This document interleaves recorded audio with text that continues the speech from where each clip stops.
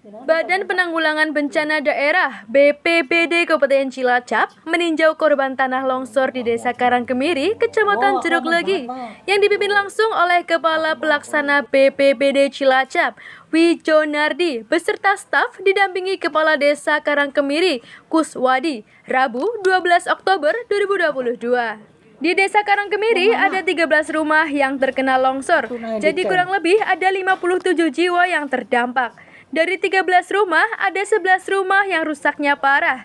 Dari mulai rumah retak, atap pecah, sampai tanahnya longsor.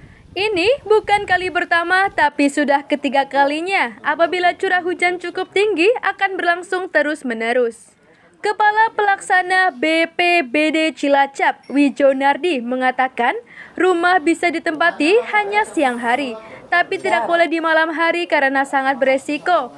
Untuk saat ini belum perlu diungsikan dan belum perlu dibuatkan posko dapur umum, karena warga yang terdampak longsor bisa mengungsi sementara ke tetangga yang masih punya ikatan saudara. Sesuai dengan protapnya, akan meminta studi vulkanologi dan mitigasi bencana geologi (PVMBG) yang berada di Bandung sebagai rekomendasi apakah perlu direlokasi dengan pertimbangan kebijakan yang harus dilakukan. Apakah ada ketersediaan lahan?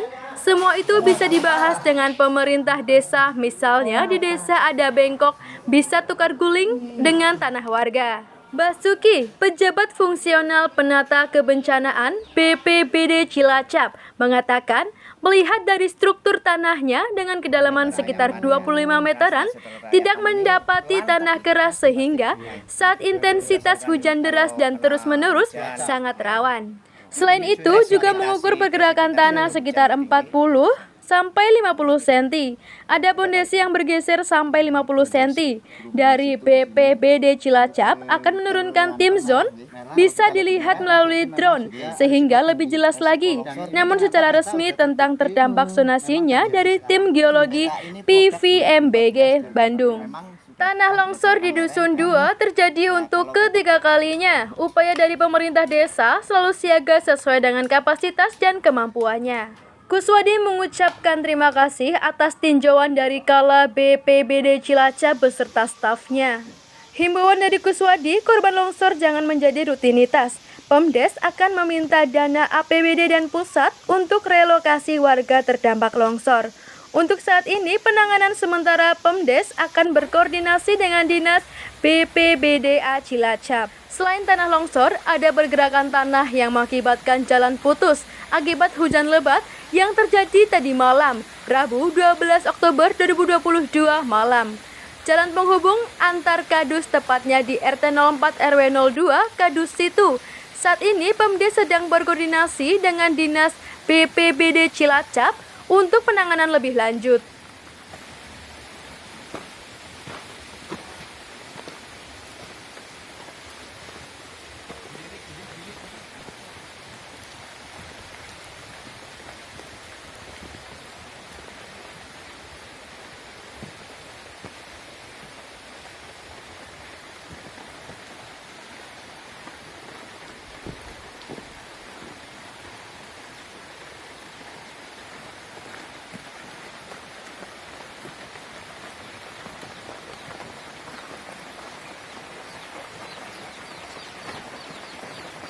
Kita sekarang ada di lokasi di Desa Karangkemiri, dusunnya Dusun Situ.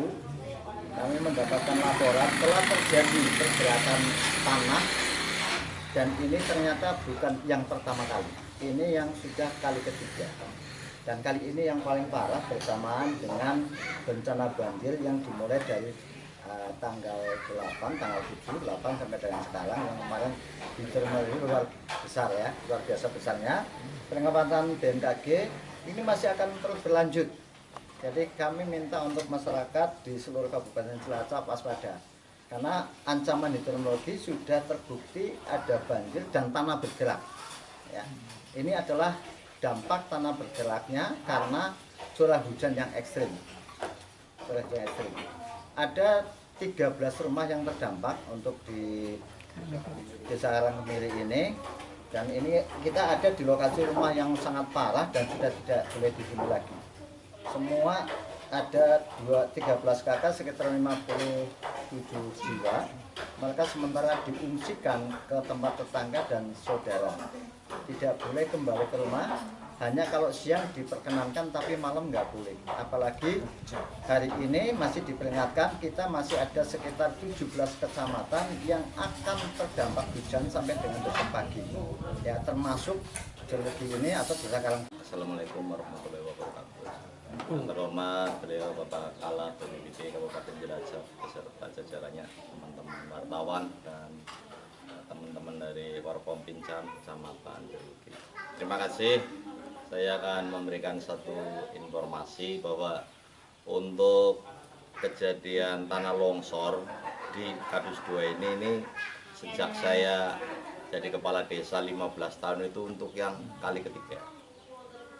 Terus upaya-upaya pemerintahan desa ya tidak kurang-kurang lah, dalam arti sesuai dengan kapasitas dan kemampuan. Seperti tadi Bapak Kala menyampaikan, kami kan dalam konteks ini tidak bisa memaksakan, dalam arti harus pindah dan lain sebagainya. Nah, kami fungsinya hanya menyarankan.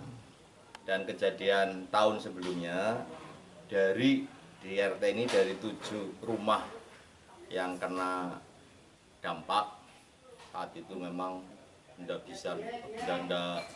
layak huni. Kami sarankan tolonglah demi keselamatan bersama, demi kenyamanan, kalau bisa pindah saja mencari tempat yang lain. Dari 7 kepala keluarga hanya 1. Ya, keadaannya saya paham. Ada yang memang tidak punya tanah selain tanah yang ditempati. Terus saya juga terima kasih nih kepada beliau Bapak Kala yang sangat responsif untuk kejadian yang sekarang ini. Harapan saja ya, marilah kita bareng-bareng, terutama yang lagi saya berpikir ini terkait masalah hunian rumah ini. Karena nanti kami setelah ini, mereka juga akan kami undang untuk sementara waktu lah ditinggalkan rumah-rumah yang memang kondisinya sudah tidak memungkinkan.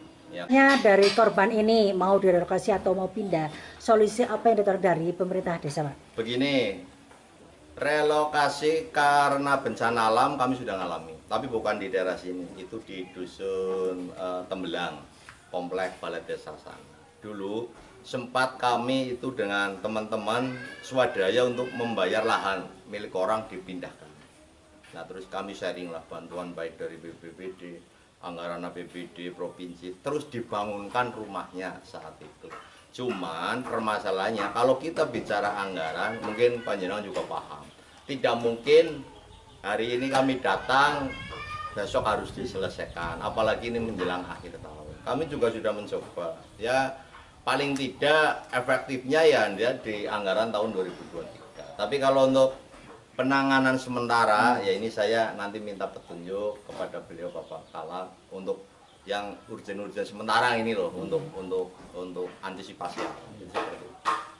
Namun kalau kita melihat dari secara geologi di formasi, kalau sekarang formasi halang, kemudian dilihat dari struktur tanahnya, maka ketika kami tadi menelusuri dari puncak atau ujung mahkota yang atas sampai ke rumah atau area yang terdampak dengan kedalaman atau ketinggian itu sekitar 25 meteran, tidak terdapat, kami tidak mendapati ada tanah keras atau yang impermeable, sehingga ini tanah lapuk muda yang ada di sini ya ketinggiannya segitu, jadi sangat tebal dan ini sangat rawan dengan tingkat presipitasi atau hujan yang tinggi.